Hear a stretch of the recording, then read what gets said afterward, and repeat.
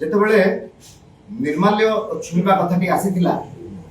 ସେତେବେଳେ ମୁଁ ନିଜେ ମୋର ଚେୟାରରୁ ଉଠି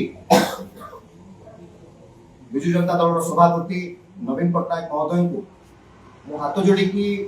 कहली sir I am extremely sorry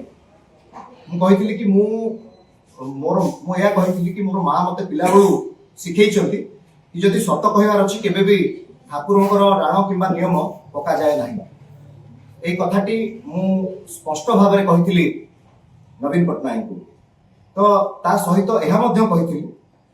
जे आपण जो भली भाव में बापा को बहिष्कार कर मत आज कहते कि संतृप्त मिश्र को भोट दवाई कि दत्तेश्वर होता को भोट दवाई मु ए डिसीजन नहीं पारिबे ना जो भली भाव में आपण बापा को बहिष्कार कर बिना कारण दयाकोरी आपण ए विषय बापा सहित आलोचना करूँ।